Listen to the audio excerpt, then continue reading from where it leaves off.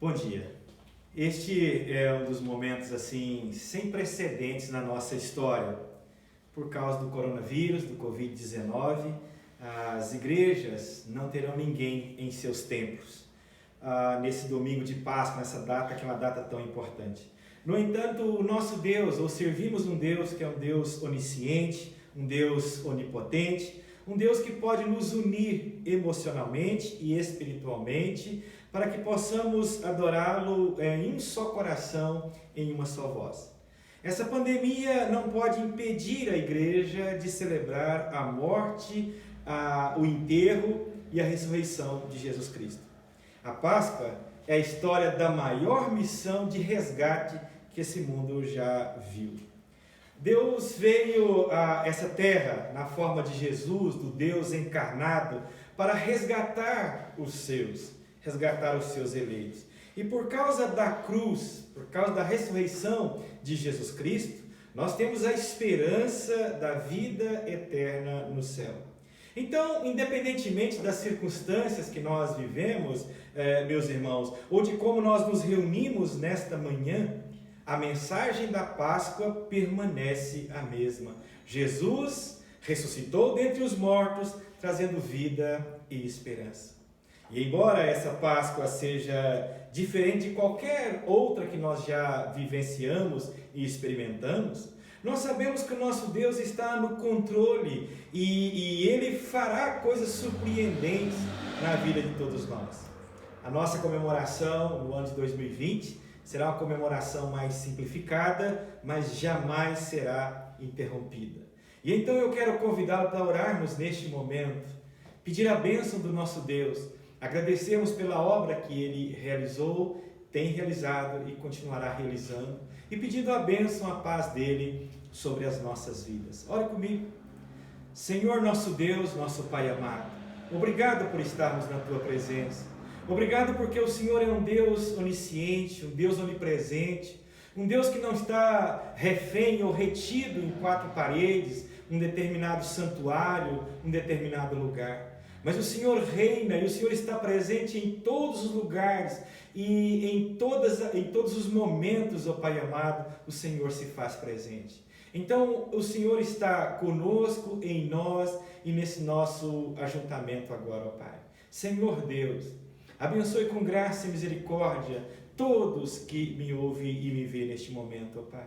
Abençoe suas vidas, suas famílias, e que nesta manhã que nós comemoramos a ressurreição de Jesus, que o Cristo ressurreto se faça presente na vida de todos, ó Pai amado. Senhor Deus, queremos pedir a Tua bênção, a Tua direção para o nosso país, para todos os nossos governantes, para a vida das pessoas. Pedir, Senhor Deus, que este momento atípico que estamos vivendo, mas que isso não venha, ó Pai amado, nos impedir de adorar o Senhor, de louvar o Teu nome e agradecermos por Tua obra em nossas vidas, ó Pai. Celebramos o Cristo que vive, o Cristo que veio, morreu, mas ressuscitou, vencendo a morte. Queremos agradecê-lo, ó Pai, e pedir agora, quando iremos meditar na palavra do Senhor, eu rogo para que as palavras dos meus lábios e o meditar dos nossos corações sejam agradáveis na Tua presença, Senhor, rocha minha, Redentor meu. Amém. Graças a Deus. Eu quero convidá-los para nós refletirmos nesta manhã num texto da Palavra de Deus que se encontra no Evangelho de Lucas. Por favor, se você estiver aí com as suas Bíblias, com a sua Bíblia, Evangelho de Lucas, por favor, no capítulo 24. Evangelho de Lucas, capítulo 24. Por favor, abra aí a sua Bíblia, Evangelho de Lucas, capítulo 24, para nós lermos uma porção da palavra do Senhor.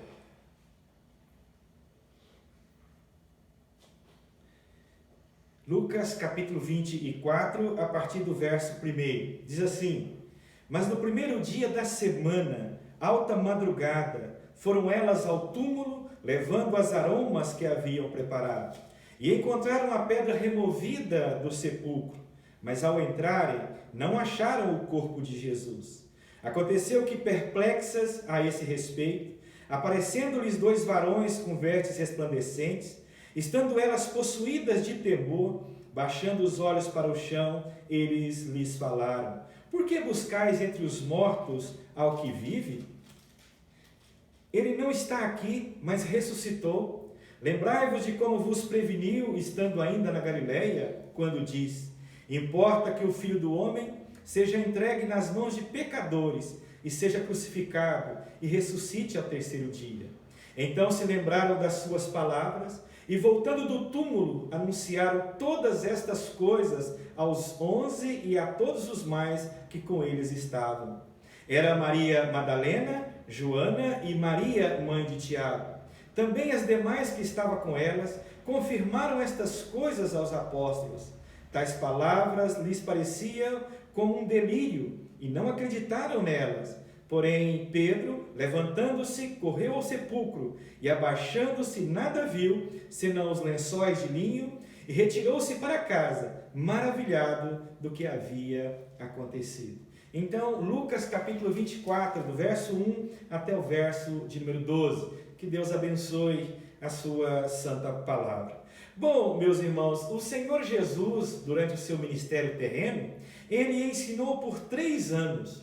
E a última semana de Jesus aqui na face da terra, ela iniciou-se com a entrada triunfal de Jesus lá em Jerusalém, que nós conhecemos também como Domingo de Ramos. Quando ele entra montado no jumentinho, ele é aclamado pelas pessoas, por aquela multidão. E durante a semana, muitas coisas aconteceram. Ele em Jerusalém, ele ensinou, ele foi confrontado por escribas e fariseus, ele realizou muitos feitos, ele purificou o templo, ele celebrou a ceia juntamente com os seus discípulos.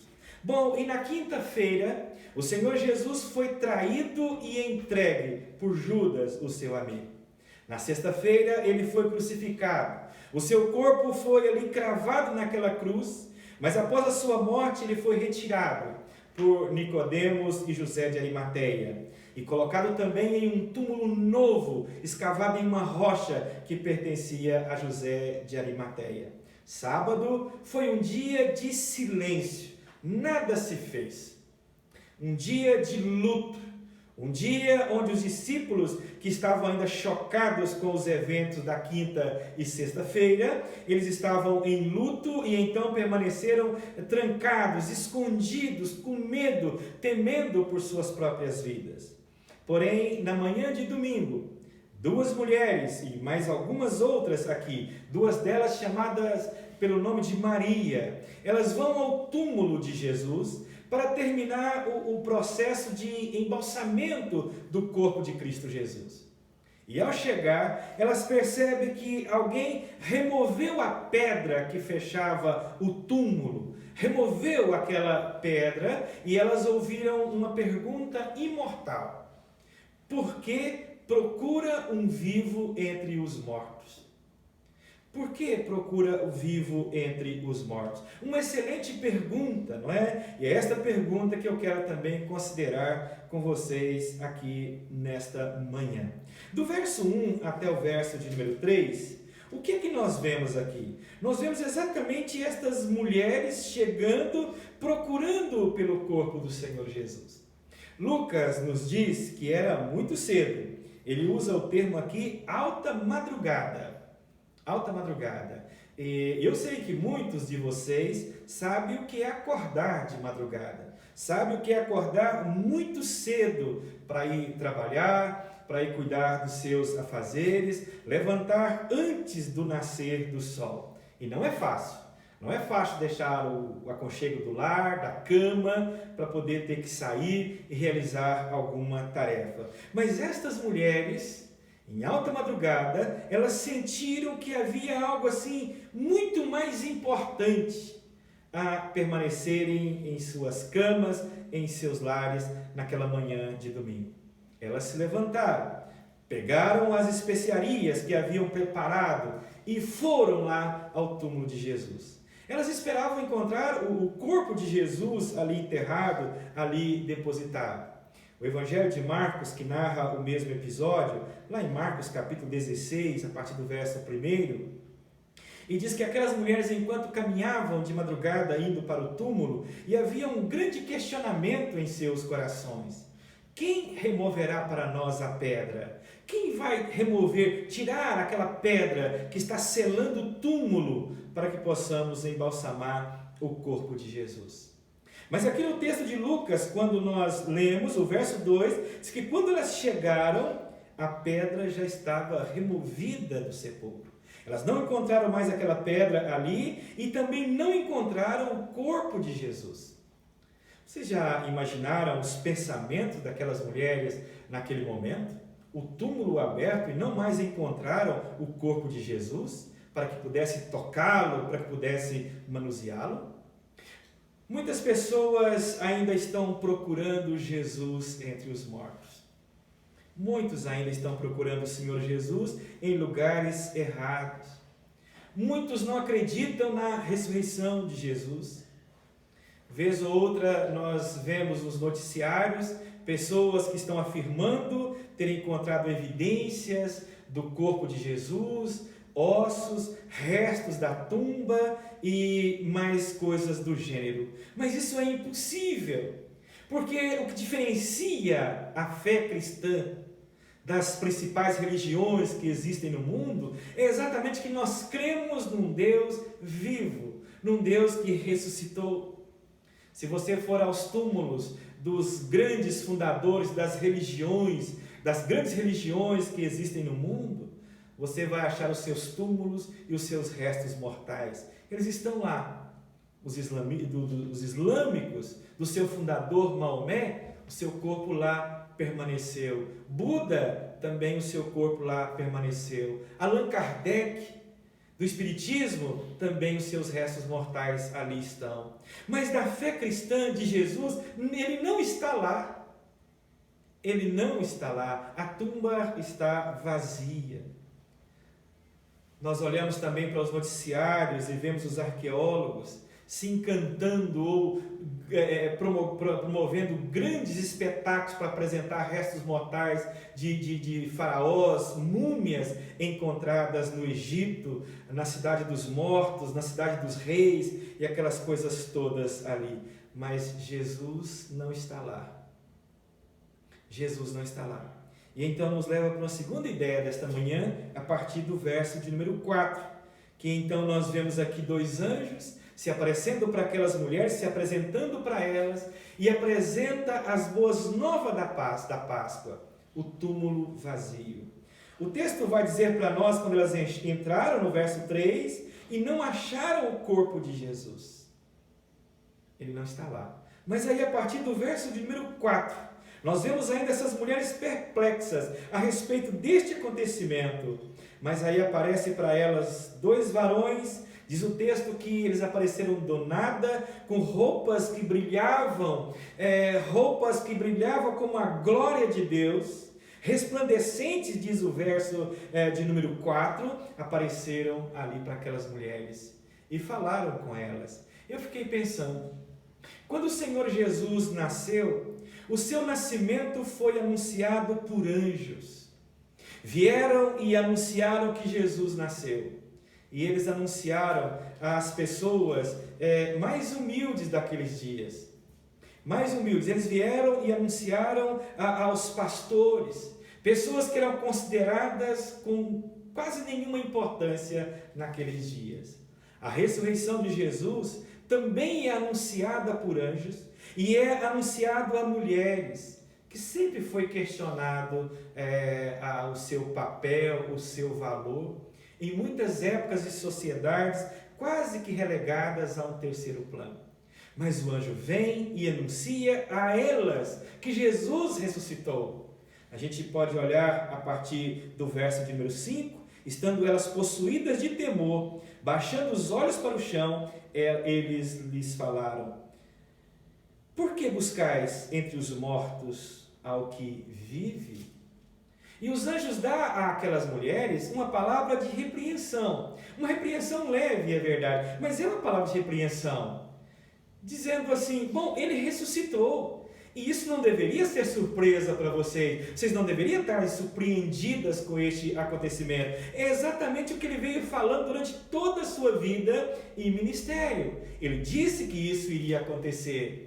Jesus repetidamente disse o que aconteceria, que ele entraria em Jerusalém, que ele iria sofrer por mãos de homens malvados, que ele seria crucificado e que no terceiro dia ele iria ressuscitar. Portanto, a ressurreição não deveria ter sido uma surpresa.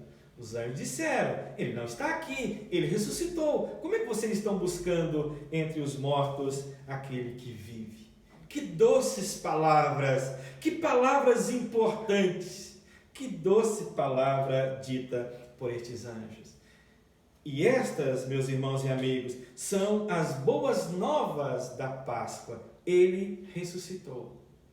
Ele ressuscitou. Boas novas da Páscoa. O túmulo vazio, a cruz vazia e o túmulo vazio. E isso oferece para nós esperança em um mundo caótico e um mundo sem esperança.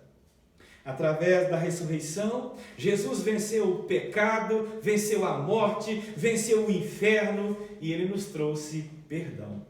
Eu ouvi uma história que eu achei muito interessante quando fala sobre esperança e perdão.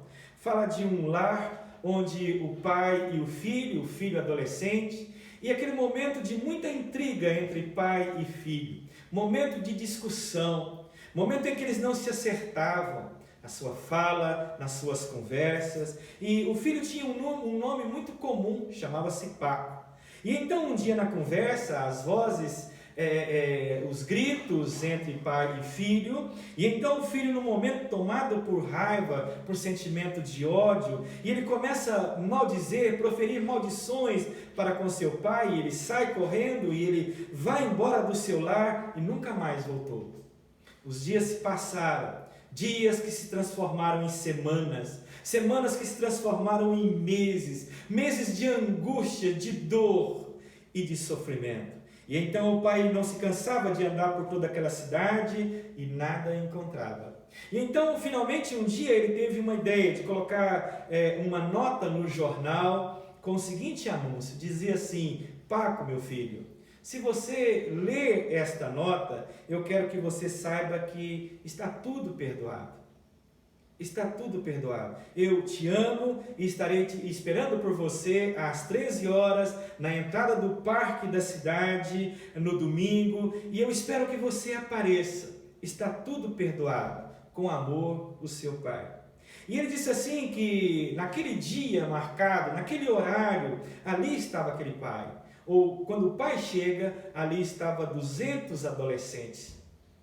200 pacos apareceram ali no parque. Todos procurando esperança e perdão. Esperança e perdão. Muitas pessoas precisando de esperança e de perdão. Precisando de significado para as suas vidas. E a boa nova da Páscoa, a boa nova da ressurreição de Jesus, é exatamente esta boa nova que a tumba nos oferece. A tumba vazia. A cruz vazia, a tumba vazia, fornece para nós a mensagem de esperança, em um mundo sem esperança. É a mensagem do perdão, é a mensagem de esperança. Aqui no Evangelho de Mateus, capítulo 12, verso 20 e 21, diz assim: Ele não esmagará a cana que está quebrada, nem apagará a luz que está fraca. A sua justiça vencerá no final, e o seu nome será a esperança de todos os povos. Uma cana quebrada, uma chama fumegante. E isso descreve a realidade de muitas pessoas no dia de hoje. Talvez você tenha sido ferido pelas provações da vida. Talvez você tenha sido ferido por palavras duras, ou por raiva, por briga em lares, em familiares, com o pai, ou com o filho, com o amigo. Ou talvez ferido pela traição daquele que você amava, daquela que você amava, do cônjuge, ou pelo seu próprio fracasso. Talvez você sinta como uma chama que os ventos estão soprando e essa chama está só fumegando. Nos dias de Jesus havia muitas canas quebradas, muitas chamas que estavam sendo solapadas por vento e que foram curadas por Jesus. Penso naquela mulher que foi pega em um adultério, trazida e jogada diante de Cristo Jesus por uma multidão enfurecida que queria apedrejá-la por seus pecados. Penso também em leprosos, proscritos, evitando a sociedade, não podia nem se unir à sociedade. Penso em um cego na beira da estrada que estava: Jesus, filho de Davi, tende misericórdia de mim. Penso em um paralítico, em uma maca, que foi carregado por seus amigos, abriu o telhado e o desceu na presença de Jesus. Penso naquela mulher que sofria com uma hemorragia há 12 anos. Cana quebrada, chamas que estão fumegantes. E aí estas canas quebradas, essas chamas fumegantes, foram trazidas à presença de Jesus. O mundo queria quebrá-los ainda mais. O mundo queria apagá-los. Mas o que Jesus disse? Que uma cana machucada não será mais quebrada, e uma chama que está fumegando não será apagada, porque no nome dele eles encontrariam esperança. E todos esses e muitos outros encontraram a esperança, uma nova vida em Cristo Jesus. Em Cristo Jesus. Então esta é, irmãos, a grande boa nova da Páscoa, deste domingo que celebramos a ressurreição de Jesus. Jesus Cristo foi poderoso o suficiente para remover a pedra que selava a tumba, para vencer a morte, para não ficar retido naquela sepultura. E ele continua poderoso o suficiente para mover as pedras que às vezes bloqueiam a nossa vida, mover a morte que às vezes está nos dominando, mover as cavernas que às vezes estão nos sufocando. A ressurreição de Jesus nos dá esperança diante da injustiça ou das injustiças desse mundo. Isso nos dá forças, coragem para enfrentar todas estas situações. E nós precisamos disso. Eu preciso disso. Você precisa disso. Então a boa nova, ele ressuscitou, ele está vivo. É a boa nova desse domingo de ressurreição de Páscoa. Agora, como é que nós podemos responder a esta mensagem? A terceira ideia da manhã. Como é que podemos responder a esta mensagem? Como é que as pessoas que ali estavam, como é que elas responderam a esta mensagem? E aí, quando nós olhamos para o texto, nós vemos aqui três reações podemos ver aí no Evangelho de Lucas. Nós temos primeiro a reação das mulheres, nós temos a reação dos discípulos e nós temos a reação de Pedro diante deste acontecimento. O texto vai dizer para nós aqui, olhar para a atitude das mulheres. As mulheres destacam aqui nesta passagem. A partir do verso de número 9, nós podemos ver exatamente a atitude delas. Antes, uma atitude de perplexidade. Antes, uma atitude de susto, temerosas ali. Mas a partir daquele momento, convencidas pela mensagem, aquela mensagem impactou a vida delas.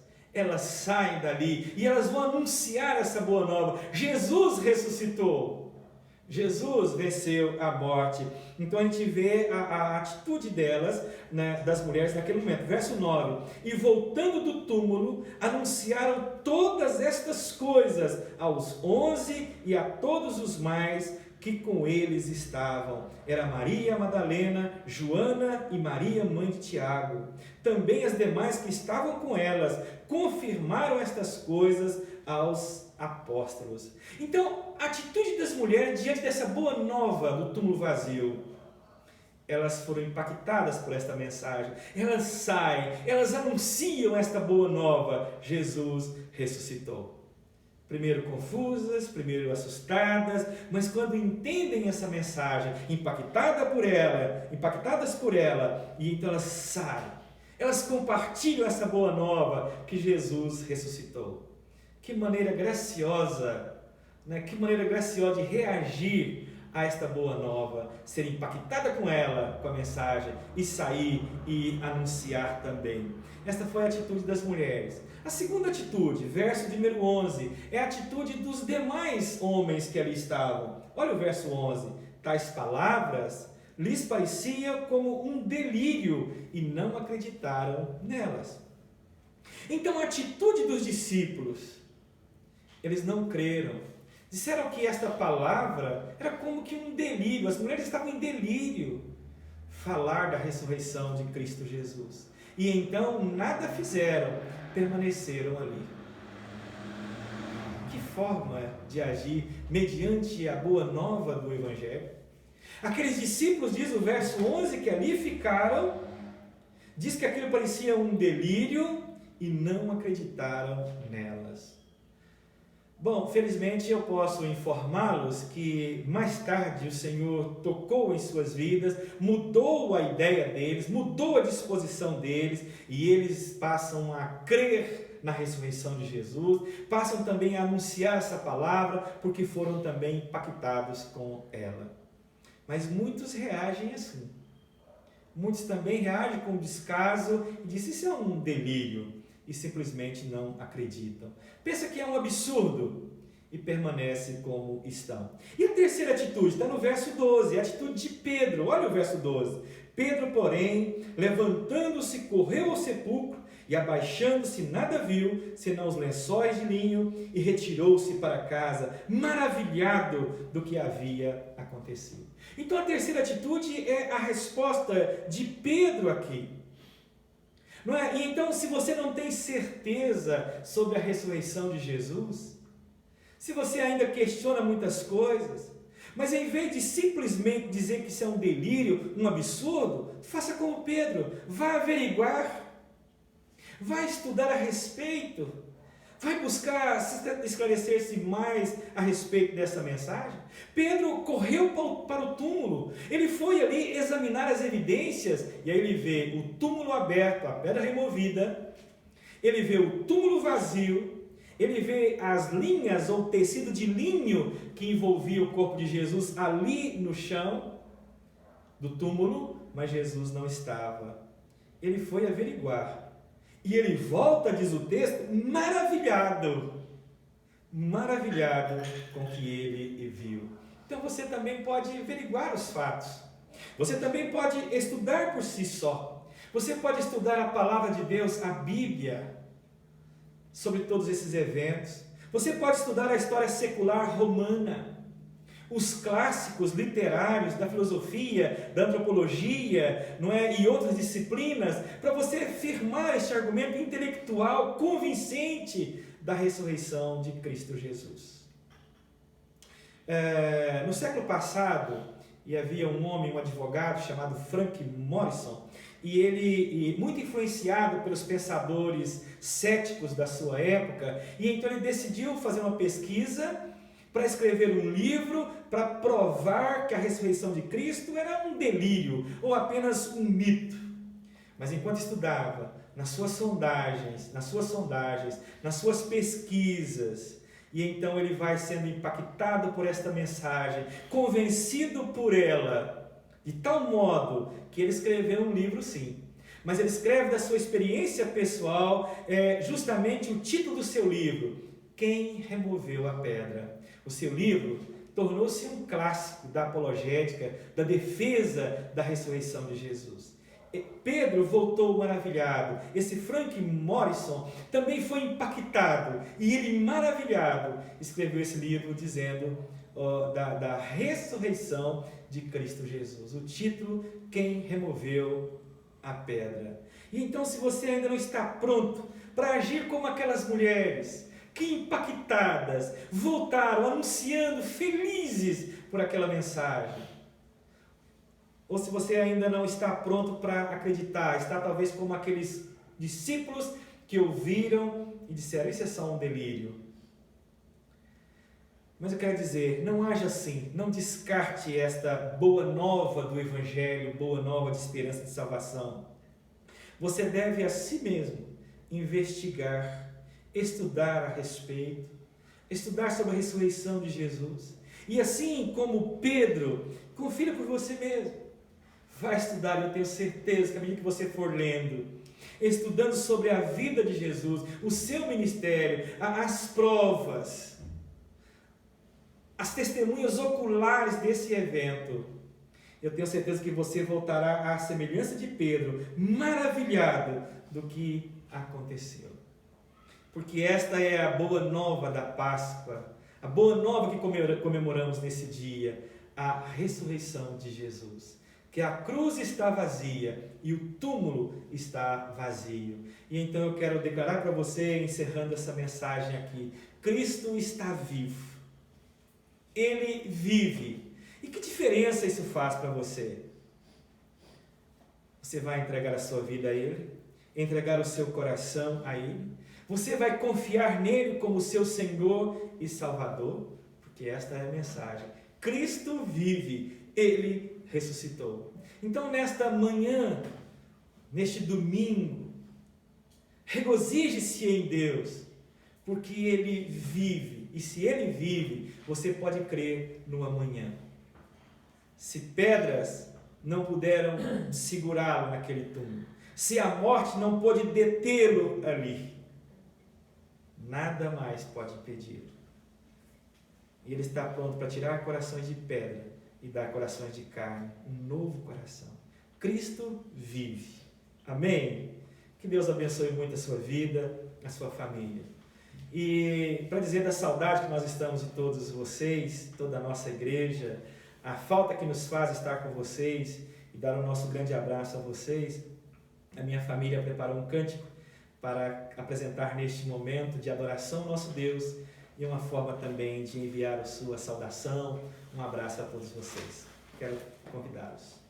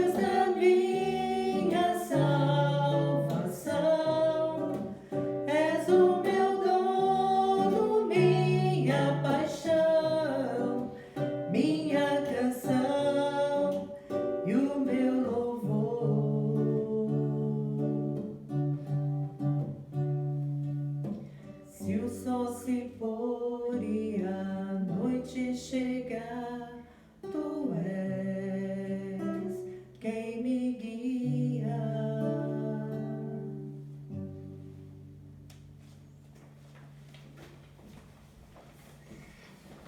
Amém, que Deus abençoe grandemente a todos nós como famílias unidas na presença do nosso Senhor Jesus.